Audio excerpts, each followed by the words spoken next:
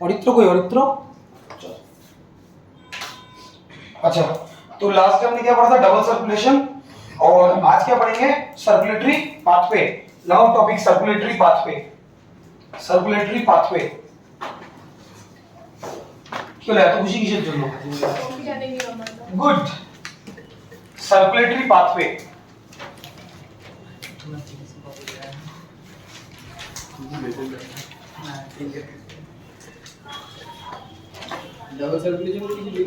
Double circulation হয়ে গেছে, এখন হবে সার্কুলেটরি পাথওয়ে। একটু বলে দিই সার্কুলেটরি পাথওয়ের ব্যাপারে।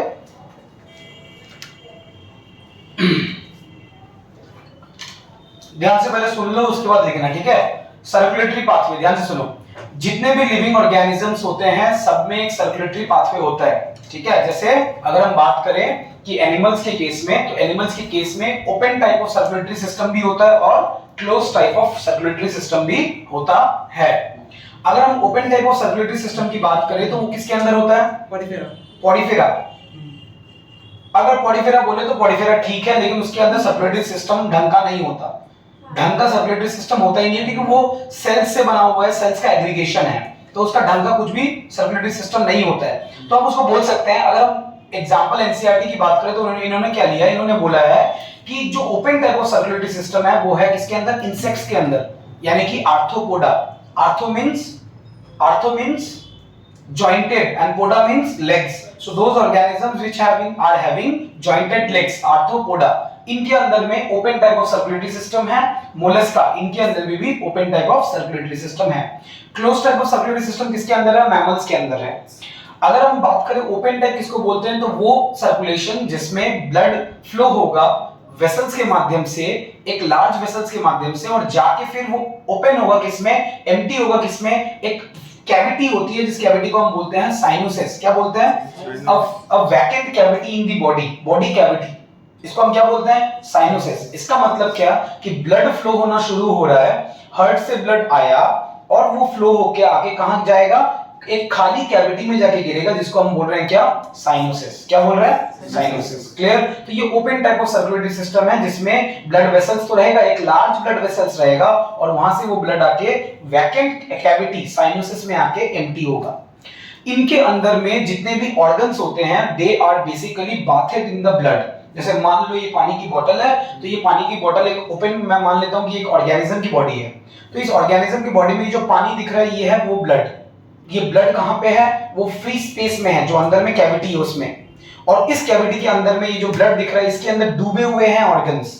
तो हम बोलेंगे कि the in case of open type of circulatory system the organs are bathed in the blood, organs are bathed in the blood, but in case of close circulatory system जैसे हमारे अंदर होता है, मैमल्स के अंदर है, ह्यूमन बीइंग्स के अंदर है, उसमें क्या होता है कि हमारी वेल डिफाइंड कैपिलरीज होती है, आर्टरीज होती है, वेन्स होती है, जिसके थ्रू ब्लड फ्लो करता है, जिसके थ्रू ब्लड फ्लो करता है। हमारे अंदर कोई वो ऐसी कोई कैविटी नहीं है जिसमें ब्लड भरा रहेगा, ऐसा नहीं है कोई भी कैविटी जिसमें ब्लड भरा रहेगा। हमारे अंदर वेल डिफाइंड आर्टरीज है, वेन्स है, पतली पतली कैपिलरीज है, जिसके माध्यम से ब्लड फ्लो होता है।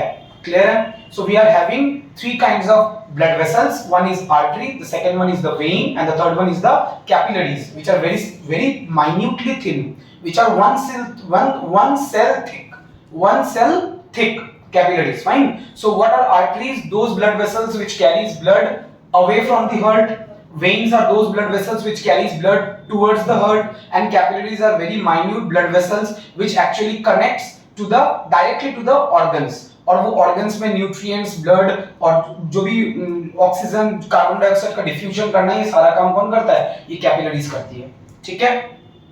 अब अगर हम बात करें फिश की, अगर हम एक एग्जांपल लेते हैं फिश का, तो फिश के अंदर एक हार्ट होता है जिसके अंदर एक ऊपर वाला एट्रियम होगा, चेंबर, और नीचे एक चेंबर होगा जिसको हम बोलते हैं वेंट्रिकल। इसका मतलब कि अगर हम फिश की एग्जांपल ले तो फिश में 2 चेंबर्ड हार्ट होता है, ऊपर में होगा एट्रियम, नीचे होगा वेंट्रिकल। तो एट्रियम से वेंट्रिकल के तरफ ब्लड का मूवमेंट होता है।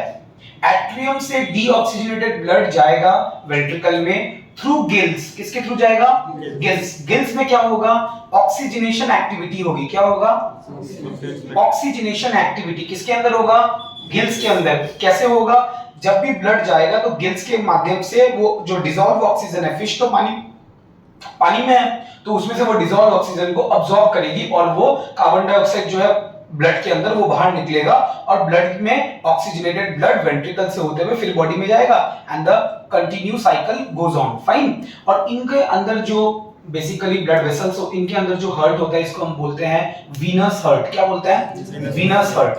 क्लियर है? तो फिश के अंदर हमें दिख गया कि एक ऐसा हार्ट है जिसमें 2 चेंबर है। फिश के अंदर कितने चेंबर वाला हार्ट है? 2 चेंबर वाला। फिश के अंदर कितने हार्ट है? नहीं, एक हार्ट है 2 चेंबर वाला। एक हार्ट है 2 चेंबर वाला फिश में। क्लियर? अगर हम बात करें रेप्टाइल्स की, तो रेप्टाइल्स के केस में क्या है? 3 चेंबर्ड हार्ट है। 3 चेंबर्ड यानी कि 2 ऊपर में एट्रियम होते हैं, नीचे एक वेंट्रिकल होता है। वो जो एट्रियम है उसके थ्रू ब्लड आता है और वेंट्रिकल में आके वो ब्लड मिक्स हो जाता है। तो मिक्स होने के कारण उनका ये बहुत बड़ा डीमेरिट है। क्या है? बहुत बड़ा डीमेरिट है।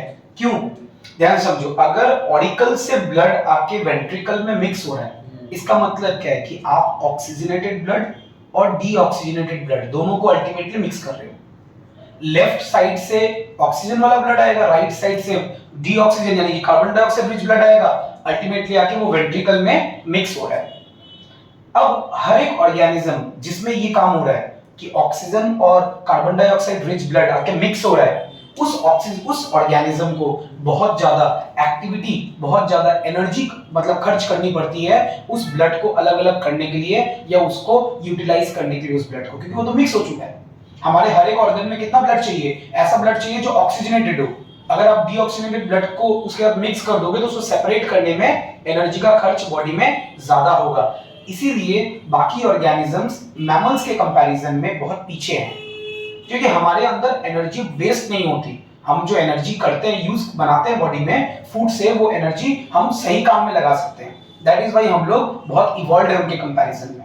और अगर हम बात करें एनिमल्स के केस में, तो हमारा क्या है? क्लोज सर्कुलेटरी सिस्टम, जिसमें ब्लड वेसल्स हमने बोल दिया और 4 टोटल हार्ट के चेंबर है। 2 ऊपर में एट्रियम और 2 नीचे वेंट्रिकल। क्लियर? 2 एट्रियम और 2 वेंट्रिकल। ध्यान से देखो, 2 एट्रियम 2 वेंट्रिकल होने के कारण हमारे केस में 2 एट्रियम और 2 वेंट्रिकल होने के कारण हमारे केस में क्या होता है कि जो ब्लड है वो पूरी की तरीके से सेपरेट होता है। पूरी तरीके से ब्लड जो है वो सेपरेट होता है। ये वेंट्रिकल है अपना, 2 वेंट्रिकल यहाँ पे अपने को दिख रहा है नीचे, और ऊपर में 2 ऑरिकल है अपना, ये 2 ऑरिकल्स है अपना। तो यहाँ पे कोई ऐसा कुछ भी नहीं है कि यहाँ पे कट्स है, ऐसा कोई कट नहीं है। ये बिल्कुल 2 सेपरेट चेंबर है। ये पूरा चेंबर इधर वाला सेपरेट और इधर वाला separate, so there is no mixing of blood take place. Clear है? ऊपर वाले दोनों ऑरिकल्स हैं और नीचे वाले दोनों वेंट्रिकल्स हैं। जब कभी भी ड्रॉ करना होगा तो अपने को जब राइट साइड वाला करेंगे तो उसको नाम देंगे लेफ्ट और इसको देंगे राइट, क्योंकि हम इस तरह से अगर खड़े होंगे तो हमारा हार्ट इधर है, तो मेरा लेफ्ट इसके लेफ्ट के साथ मैच करना चाहिए, मेरा राइट इसके राइट के साथ मैच करना चाहिए। क्लियर? अच्छा, आगे बढ़ते हैं। अगर हम अब हार्ट की बात करें तो हार्ट का साइज कैसा होता है? मैंने बोला था इसका साइज होता है क्लेंच्ड फिस्ट की तरह, क्लेंच्ड यानी कि बंद मुट्ठी की तरह होता है इसका साइज। इसके ऊपर में मेम्ब्रेन होता है। The membrane over the heart is known as pericardium. Pericardium, ठीक है? Pericardium is the name. अभी लिखेंगे कुछ भी नहीं, मैं डायरेक्ट नोट्स भेजूंगा, वो नोट्स लिख लेना, ध्यान से सुन लो। Pericardium is the name of the membrane which is basically double membrane, जो कि हार्ट को कवर कर रहा है, पेरिकार्डियम। क्लियर? हार्ट के जो पेरिकार्डियम का डबल मेम्ब्रेन है, ये जो डबल मेम्ब्रेन है हार्ट के बीच में, सॉरी मेम्ब्रेन जो कवरिंग है, इसके अंदर में यहाँ पे, इसके अंदर में यहाँ पे फ्लूइड होता है जिसको हम बोलते हैं पेरिकार्डियल फ्लूइड। क्या बोलते हैं? Pericardial fluid. तो जो मेम्ब्रेन है उसका नाम क्या? पेरिकार्डियम।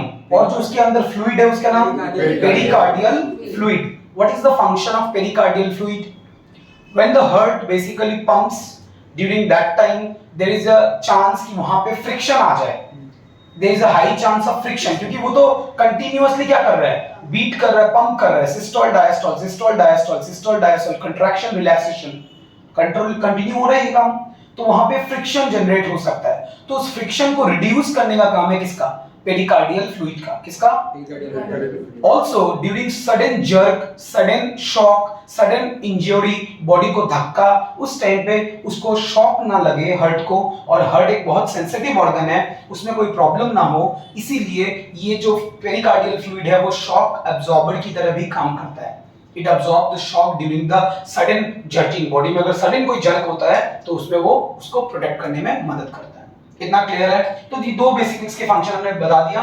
अच्छा, और ये हो गया इसके ऊपर के कवर। अब हमको एक चीज याद रखना है कि किसी भी ऑर्गेनिजम्स की अगर उत्पत्ति होती है, जो हम लोग ऑर्गेनिज्म बने तो हम लोग बेसिकली 3 लेयर से बनते हैं, ectoderm, endoderm, mesoderm. We are triploblastic, ectoderm, endoderm, mesoderm. Remember this, heart is mesodermally derived. heart किससे बना हुआ है? mesoderm से बना हुआ है। किससे बना हुआ है? ectoderm, endoderm और mesoderm। mesoderm बीच वाला था, तो heart उसी से बना हुआ है, mesoderm से। heart is mesodermally derived organ. Clear रहेगा? heart is mesodermally derived organ। ठीक है। अब अगर हर्ट की बात करें तो हमने इसके पहले भी डिस्कस किया था, फिर से एक बार छोटे से डिस्कशन कर लेते हैं कि हर्ट में 2 ऑरिकल्स है, 2 वेंट्रिकल्स हमने डिस्कस किया था। ऑरिकल्स और ऑरिकल्स के बीच में ये जो सेप्टम है, इस सेप्टम का नाम क्या था? मुझे बताओ, 2 ऑरिकल्स के बीच में या 2 एट्रियम के बीच में जो सेप्टम है, इसका नाम क्या था? Inter atrial septum. क्या नाम था? Inter atrial septum. Inter atrial septum, spelling गलत हो गया शायद से इंटर ऑरिकल बोलছিলেন না? একই ব্যাপার, एट्रियल বল ऑरिकुलर বল একই ব্যাপার। So inter atrial septum, inter ventricular septum, inter ventricular septum, and between the auricle and ventricle, between the auricle and the ventricle, between the auricle and the ventricle, the name of the septum is atrioventricular septum. আমার সাথে বলতে হবে না, জীবনে মনে হবে না, कभी भी याद नहीं होगा, अदरवाइज बोलना होगा। द सेप्टम, द अच्छा सेप्टम मतलब क्या है? It is basically a thick wall. जैसे ऑरिकल्स के बीच में, एट्रियम के बीच में जो इंटर एट्रियल सेप्टम है, ये जनरली थिक नहीं होता, ये थिन होता है। ये थिन मस्कुलर वॉल है, ये थिन मस्कुलर वॉल है, ठीक है, ये थिन मस्कुलर वॉल है। ये जो है इंटरवेंट्रिकुलर, ये थिक होता है। ये कैसा होता है? थिक होता है, ये थिक होता है, ठीक है। तो हमने क्या बोला कि थिन मस्कुलर वॉल, इधर thick muscular wall, interventricular septum, here it is interatrial septum, and this one is atrioventricular septum. Atrioventricular septum. Any doubt? Atrioventricular septum, which basically separates the atrium and the ventricle. Any doubt? Now we have also understood about the valves which are present inside our heart. Valves, what is the function of the valves? Valves ensures the unidirectional flow of blood, so that कि blood सिर्फ एक ही direction से दूसरे direction में जाए, दूसरे से फिर पहले direction में ना चला जाए। What is the function of blood? Blood ensures the unidirectional flow of valve ensures the unidirectional flow of blood, and it ensures that the blood should not move back. ये कभी भी वापस ना चला जाए, इसका फंक्शन होता है वाल्व का। ये अपने को लिख लेना ताकि अपने को याद रहे कि valve ensures unidirectional flow of blood, prevents backflow of blood, backflow of blood। हमने बोला था कि जो अलग अलग चैम्बर्स के बीच में अलग अलग होता है, मुझे बताओ किसके बीच में कौन सा था? हमने बोला था कि 2 तरह का वाल्व है, एक है बाइकास्पिड वाल्व, एक है ट्राइकास्पिड वाल्व। लेफ्ट में बाइकास्पिड और राइट में ट्राइकास्पिड, बिल्कुल सही। लेफ्ट जो ऑर्गन अपना 2 लेफ्ट चैम्बर है एट्रियम और वेंट्रिकल के बीच में, bicuspid valve है, and the valve which is present between the right atrium and the right ventricle is the tricuspid valve, ठीक है। the bicuspid valve is also known as mitral valve, एक और नाम है उसका mitral valve। तो मैं यहाँ पे दिखाता हूँ कि यहाँ पे जो valve है वो कितना है? bicuspid है, और यहाँ जो valve है वो कैसा है? tricuspid है। यहाँ पे हम लिखेंगे कास्पिड, यानी कि मेड अप ऑफ टू कास्प। कास्प मतलब क्या होता है? Muscular flap like structure. These are muscular flap like structure which are acting, किस तरह से एक्ट करते हैं कि मान लो ऊपर से ब्लड गिर रहा है, ऊपर से ब्लड आया तो ये इस तरह से है, बाइकास्पिड वाल्व है ना, तो ये इस तरीके से, मान लो ऊपर से फ्लो आ रहा है, तो फ्लो आया तो इसके ऊपर प्रेशर बढ़ा, प्रेशर बढ़ा तो एक प्रेशर इतना पड़ जाएगा कि ये साइड को ओपन हो जाएगा। एक बार ओपन हुआ, ब्लड नीचे चला गया। When the blood goes down, after that the ventricle will systole after some time. जब ventricle इस तरह से systole करेगा तो प्रेशर ऊपर की तरफ लग रहा है, तो ये इस तरह से बंद हो जाएगा, और बंद हो जाएगा तो ये कभी ऐसे नहीं जाएगा फिर से। सो ये इस तरीके से इसका मूवमेंट नहीं हो सकता कभी भी, इसका मूवमेंट हमेशा ऐसे होगा और फिर ऐसे हो जाएगा, ऐसे होगा और ऐसे होगा, ये कभी भी ऐसे नहीं जाएगा। अगर ऐसे जाएगा तो ब्लड फिर ऊपर चले जाएगा। So it prevents the backflow of blood, ठीक है। Bicuspid valve is also known as mitral valve. इसमें दो मस्कुलर फ्लैप होते हैं और ये कहां प्रेजेंट है? अपने लेफ्ट साइड में, between the left atrium and the left ventricle present होता है, ठीक है। सिमिलरली यहाँ पे कौन सा वाल्व है? ट्राइकास्पिड वाल्व है। यहाँ पे कौन सा वाल्व है? ट्राइकास्पिड वाल्व है, इसका भी वही फंक्शन है, ट्राइकास्पिड वाल्व। हार्ट में क्या वाल्व सिर्फ एट्रियम और वेंट्रिकल के बीच में ही होता है या और भी कहीं होता है? तो याद रखने वाली बात यह है कि हार्ट के जो वेंट्रिकल वाला पोर्शन है नीचे, यहां से आर्टरीज निकलती है और वेन्स भी निकलते हैं, है ना। तो अपने को ये याद रखना है कि ये जो लेफ्ट साइड है, यहां से एक आर्टरी निकलेगी और यहां से भी एक निकलेगी। मुझे बताओ याद करके कि यहां से एक निकल रहा था जो ऊपर की तरफ जा रहा था, वो कौन सी, उसका नाम क्या था? यहां से एक आर्टरी निकल रही थी जो ऊपर की तरफ जा रही थी, लंग्स की तरफ, हार्ट से निकल के लंग्स में जा रही है। देखो कैसे याद करना है, हार्ट से निकल के कहां जा रही है? लंग्स में। तो हार्ट से निकल के लंग्स, लंग्स का मतलब पल्मोनरी वर्ड आएगा, और हार्ट से दूर जा रही है इसका मतलब आर्टरी, तो इसका नाम होगा पल्मोनरी आर्टरी। क्या नाम होगा? Pulmonary artery. एक तो ये है पल्मोनरी आर्टरी, दूसरा एक और है, मुझे बताओ कौन सा, जो यहां से नीचे की तरफ जा रहा है, यानी कि बॉडी की तरफ, इसका नाम क्या होगा? बॉडी की तरफ जा रहा है, इसका मतलब सिस्टम की तरफ जा रहा है, सिस्टम की तरफ जा रहा है और हार्ट से दूर जा रहा है, सिस्टम की तरफ जा रहा है, नॉट टुवर्ड्स द लंग्स। तो सिस्टम की तरफ जा रहा है तो इसका नाम होगा सिस्टमिक आर्टरी, सिस्टमिक आर्टरी या एओर्टा। कल नाम बताया था मैंने, एओर्टा नीचे की तरफ जा रहा है, बॉडी की तरफ जा रहा है। So the name of this artery is aorta. तो basically the pulmonary artery is also guarded by valve, the aorta is also guarded by valve. What is the name of this valve? Semilunar valve. क्या नाम है इसका? Semilunar valve. तो हमारे जो heart में कहां-कहां valve मिला? एक मिला अपने को left side of the right atrium, sorry left side किसके? एट्रियम और वेंट्रिकल के बीच में, उसका नाम क्या था? Bicuspid valve. राइट साइड में मिला एट्रियम और वेंट्रिकल के बीच में, क्या नाम था? वेरी गुड, तो ट्राइकास्पिड वाल्व। दो हो गया। उसके बाद हमें कहां मिला? Systemic artery. In the systemic artery which valve is present?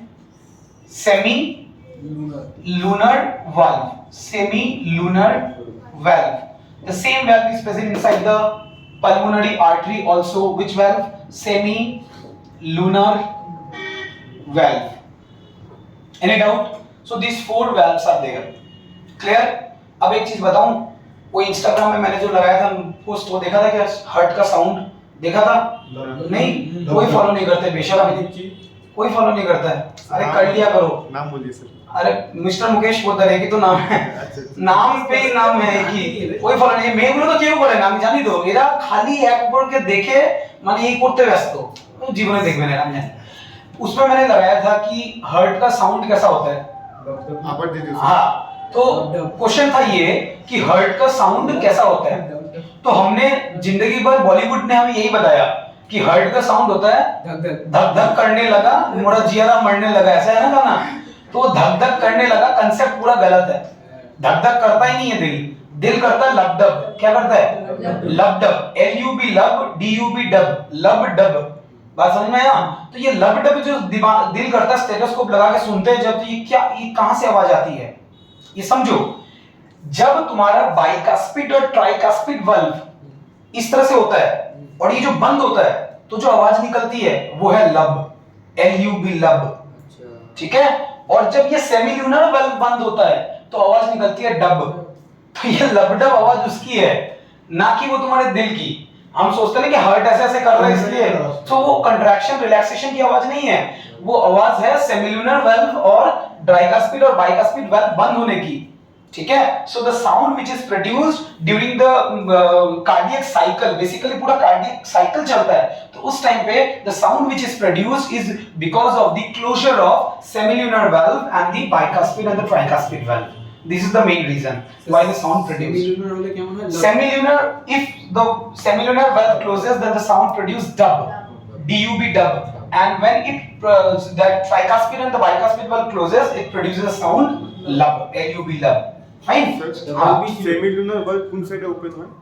Semilunar valve excited. What is the function of semilunar valve? Again the same function. When the blood moves from this side to this side, means this direction to this direction, it will not allow the blood to flow back.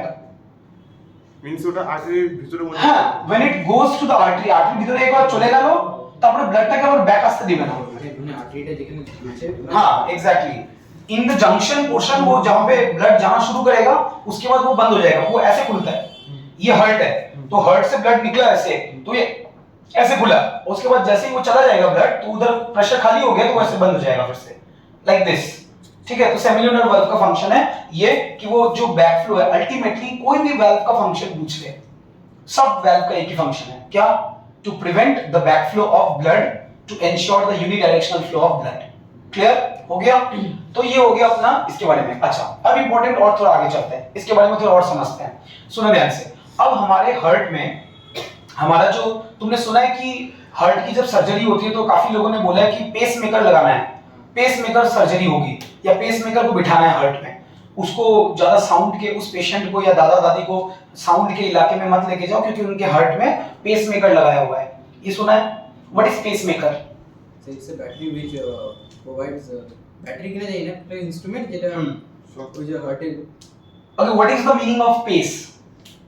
Pace मतलब speed, pace में bowl मत कर ज्यादा, speed, speed. Pacemaker, maker मतलब जो मोटा मोटी उसको क्या करेगा, कंट्रोल करेगा। सो पेस मेकर कौन होता है हर्ट का, हमको उसके बारे में समझना है।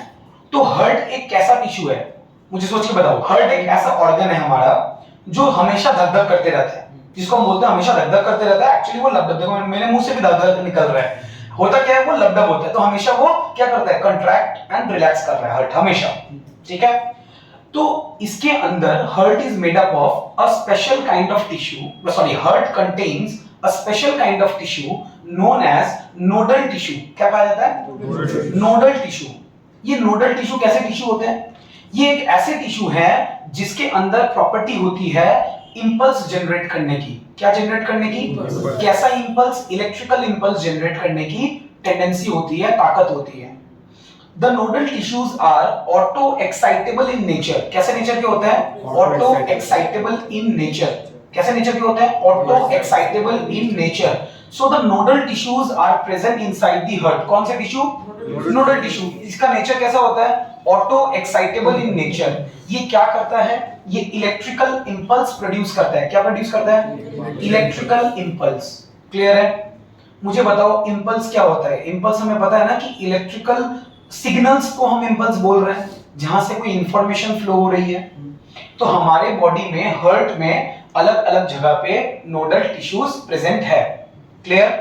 ध्यान से सुनो कहां पे है।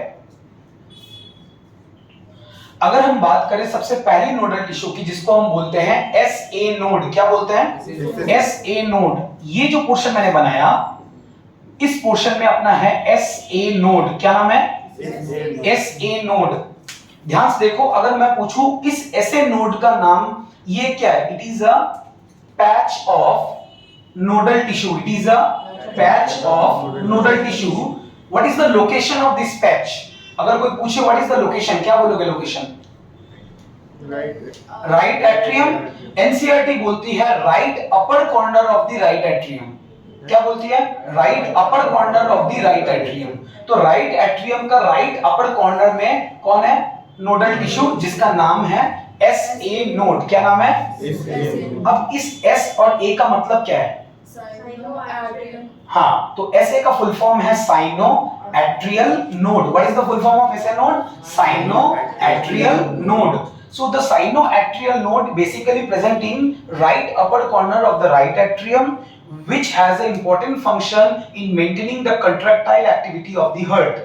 It actually produces the impulse, electrical impulse, which lead to the pace of the heart. कौन सा pace? कि heart कितना स्पीड में धक-धक करेगा या जो भी कंट्रैक्ट या रिलैक्स करेगा, किस स्पीड में, वो कौन कंट्रोल कर रहा है? SA node, that is the sinoatrial node. And remember, sinoatrial node is the pacemaker of heart. Sinoatrial node is the pacemaker of heart. It is auto-excitable in nature. It produces stimulus. It produces the impulse. Which impulse? Electrical impulse, जिसके कारण heart contract करता है और relax करता है। मेरी बात समझ में आई? ऐसे नोड के बाद एक और हमारे पास बॉडी में, हमारे हार्ट में एक और नोडल टिश्यू है जिसका नाम है, जो यहाँ पे प्रेजेंट होता है इस पोर्शन में, इसका नाम है एवी नोड, AVN। क्या नाम है? AVN, AV node. इसका नाम है एवी नोड। ये नाम ऐसा क्यों पड़ा? बिकॉज इसका लोकेशन के कारण। इसका नाम ऐसा क्यों पड़ा? इसका लोकेशन के कारण। एवी का मतलब है एट्रियोवेंट्रिकुलर नोड, एट्रियोवेंट्रिकुलर नोड। तो इसका मतलब ये कहां प्रेजेंट है? In the atrioventricular septum. Atrioventricular septum में एट्रियोवेंट्रिकुलर नोड प्रेजेंट है। क्लियर है? ये भी कैसा नेचर का है? इसका भी ऑटो एक्साइटेबल इन नेचर। ये भी नोडल टिश्यू है। ये भी क्या करेगा? ये भी इंपल्स को या तो जनरेट भी कर सकता है और ये पास भी कर सकता है। क्लियर है मेरी बात? इसके बाद एवी नोड से अगर हम थोड़ा सा आगे बढ़े तो एवी नोड से क्या होता है? एवी नोड से निकलता है मसल, कुछ नोडल टिश्यू के फाइबर्स। क्या निकलता है? Fibres of nodal tissue basically originates from AV node and it spreads to the ventricle. It spreads to the whole heart of the whole ventricle side. पूरे के पूरे ventricle side में ये क्या होता है? स्प्रेड हो जाता है इस तरीके से। पूरे ventricle में ये क्या होता है? स्प्रेड हो जाता है। जब ये पूरा का पूरा पोर्शन यहां से निकल रहा होता है, ध्यान से देखो, मैं इसको एक शॉर्टकट में यहां पे बनाता हूं, बेटर रहेगा। मैंने ये बनाया SA नोड, ये बनाया मैंने AV नोड। एवी नोड से एक बंडल निकला और ये बंडल निकल के इस तरह से स्प्रेड हो गया। मैं इसको सिंपल तरीके से बनाने की कोशिश कर रहा हूं। ये है SA नोड, ये है AV नोड और ये हो गया बंडल ऑफ हिज। इसका नाम है बंडल ऑफ हिज और इसका नाम है पर्किंजी फाइबर्स। कोई बोलता है पुडकिंजी फाइबर, कोई बोलता है पर्किंजी फाइबर, जो मर्जी बोल दो, स्पेलिंग बस गलती नहीं होना चाहिए। क्या बोला मैंने? सबसे कोने में ऊपर में कौन है? Cyano atrial node. उसके बाद कौन है?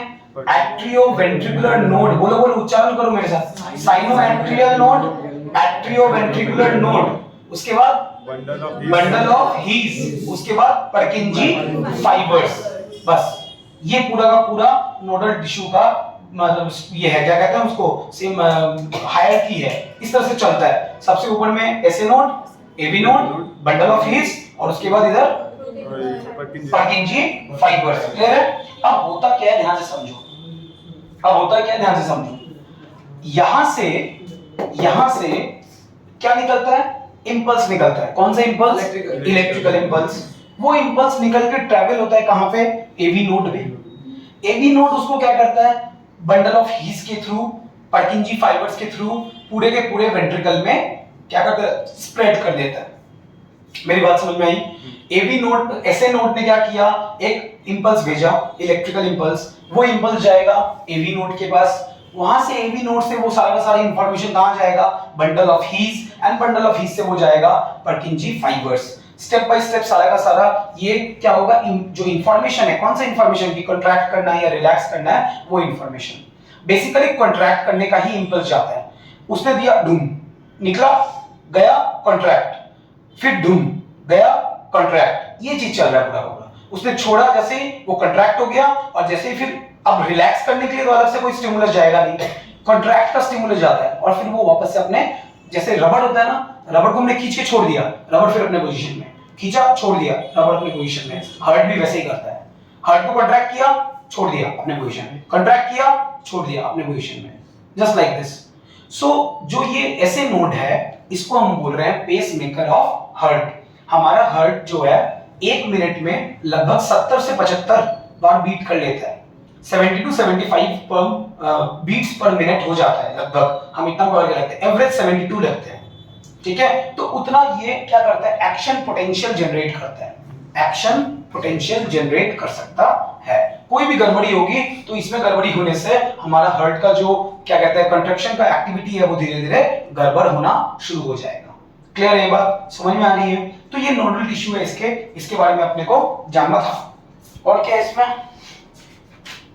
Pericardium AV node, auto excitable 70 75 72 सारा खत्म। और कुछ স্যার বল।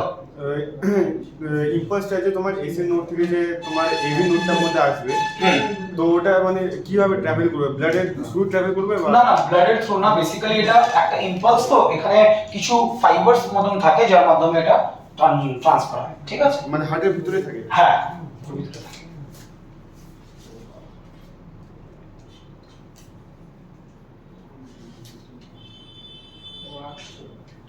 अच्छा, अब इसके बाद बढ़ते हैं कार्डियक साइकिल की तरफ। अब ध्यान से समझो एक बात कि हमारा हार्ट, हमने बोला कि 1 मिनट में 72 टाइम्स ऑन एन एवरेज क्या करता है, बीट करता है।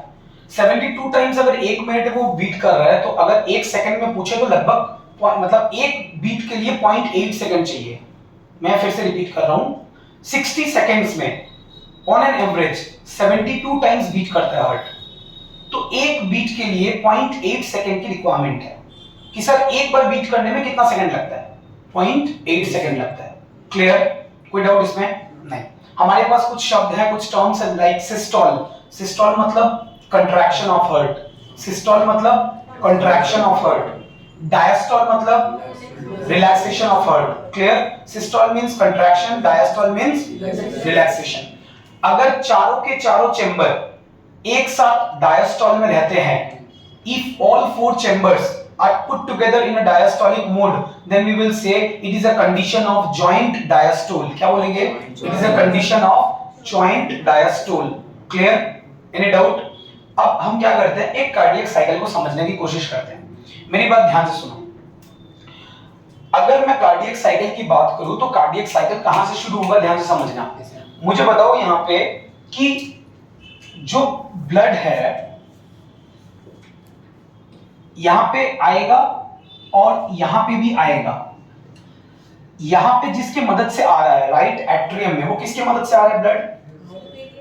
Superior vena cava. या तो अच्छा, मैंने कल superior last day superior vena cava के बारे में नहीं बताया था, इंफीरियर वेना कावा के बारे में बताया था। 2 तरह के वेन्स है, एक है एसवीसी, एक है आईवीसी। एसवीसी है सुपीरियर वेना कावा, आईवीसी है inferior vena cava.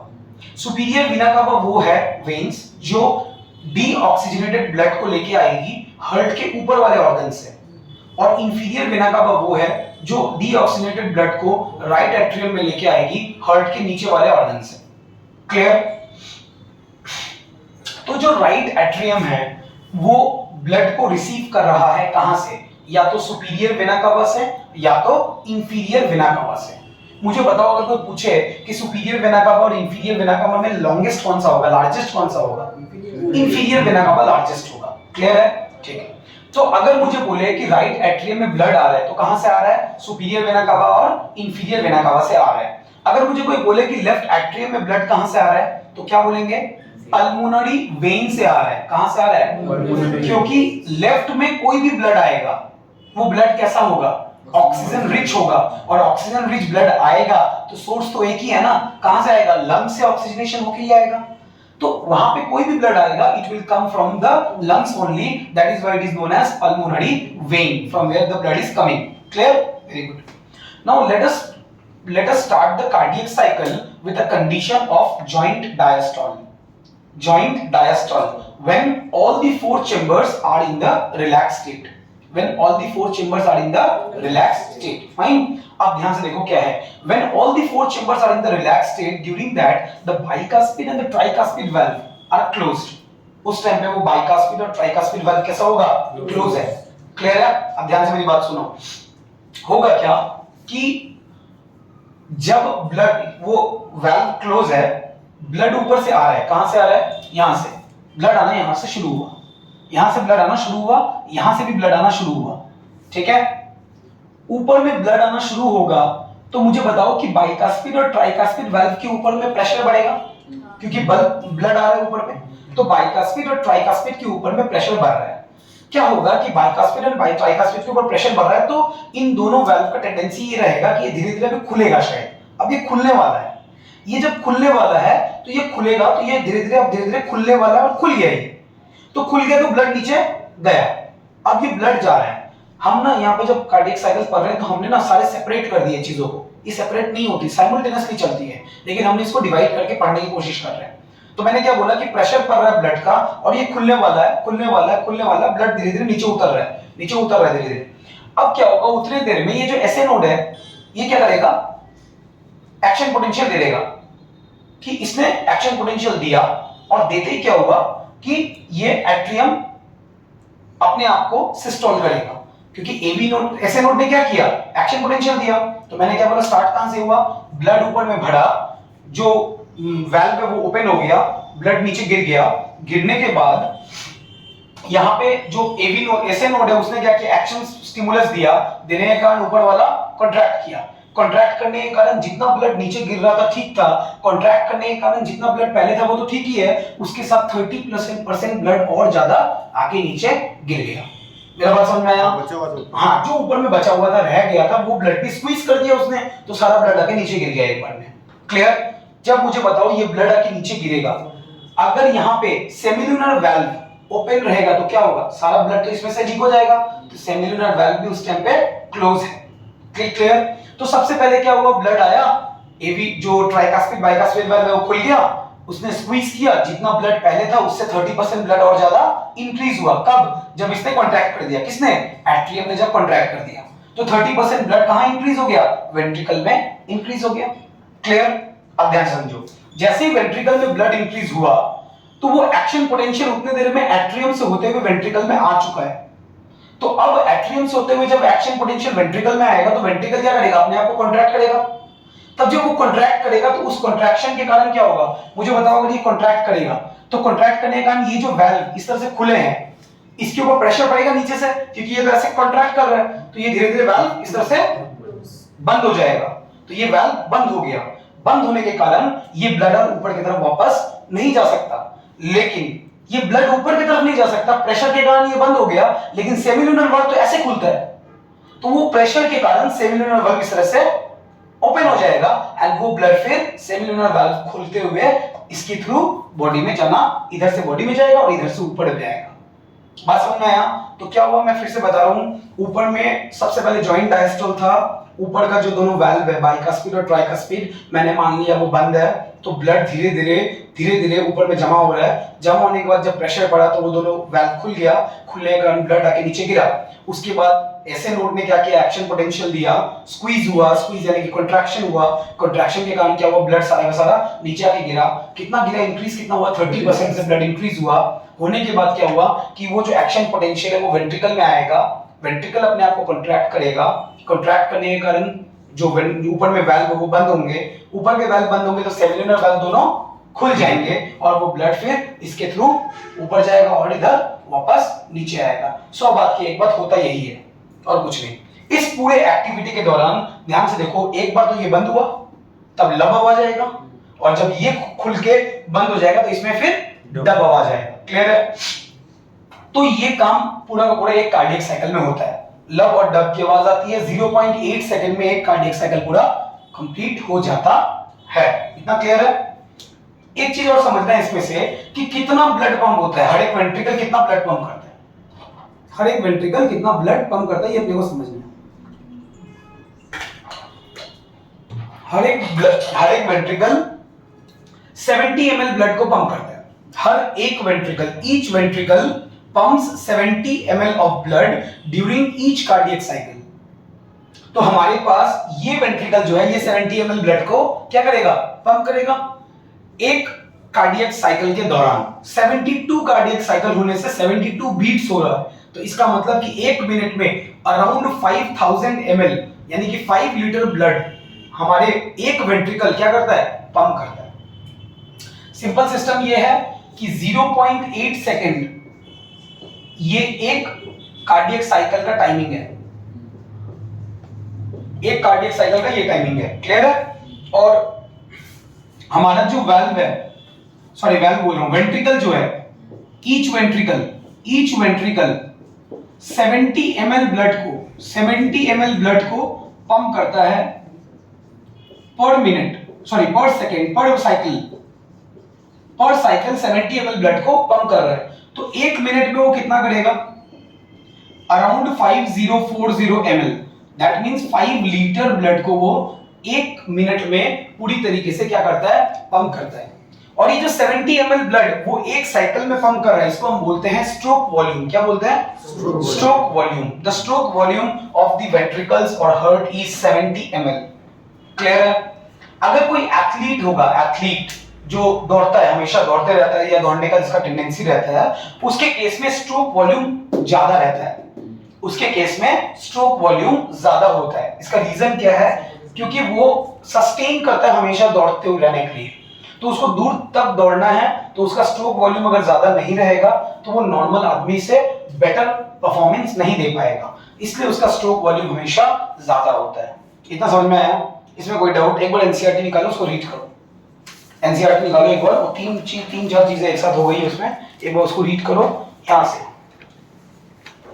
Human circulatory system में आगे और किया अच्छा है, ए जगह देखो सर्कुलेशन पाथवे देखो।